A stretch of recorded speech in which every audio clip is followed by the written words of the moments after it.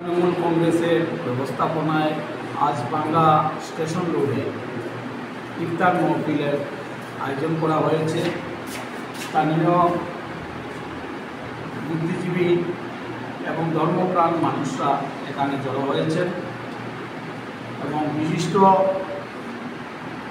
সমাজসেবীরা Badarpur colony এবং করিমগঞ্জ শহর থেকে খাদিমান এবং শিলচর তৃণমূল কংগ্রেসের অনেক কর্মকর্তাগণরা এখানে এসছেন, বিভিন্ন অঞ্চল থেকে এসছেন। আমরা খুবই আনন্দিত, সবাই মিলে এখানে আমরা ইফতারে আমরা যোগ দিয়েছি এবং সবার সাথে আমরা মিলিত হয়েছি। এই জন্য আমরা অনুপ্রাণিত। আমরা তৃণমূল কংগ্রেসের মূল উদ্দেশ্য হচ্ছে যে আমাদের মধ্যে একটা মেলবন্ধন থাকার জন্য, ভ্রাতৃত্ববোধ গড়ে তোলার জন্য এবং সামাজিক দিক দিয়ে আমরা যাতে একে অন্যের পাশে দাঁড়াতে পারি, সেই মনোভাবনা যাতে আমাদের মধ্যে আরও প্রকট হয়ে ওঠে, সেজন্যই এই ইফতারের আয়োজন করা হয়েছে। এবং আমরা আশাবাদী যেসব অপশক্তি অপচেষ্টা চালিয়ে যাচ্ছে আমাদের সমাজের মধ্যে বিবাদ তৈরি করার জন্য, বিভেদ তৈরি করার জন্য, এগুলি আমরা প্রতিহত করব সামাজিকভাবে, রাজনৈতিকভাবে এবং গণতান্ত্রিকভাবে।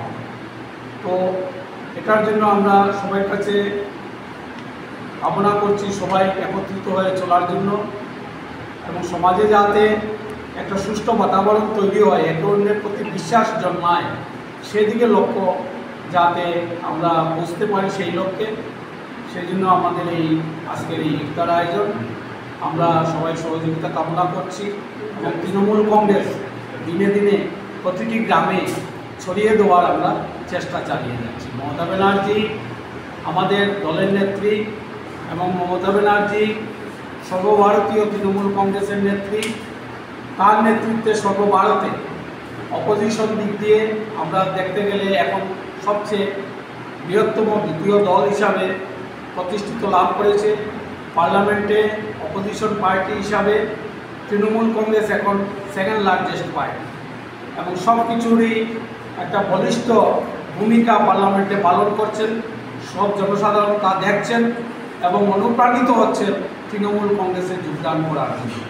সেই জন্য আমরা সবাইকে আবেদন করছি, আপনারাও আসুন, তৃণমূল কংগ্রেসকে শক্তিশালী করুন এবং সাম্প্রদায়িক শক্তিগুলিকে ধ্বংস করুন।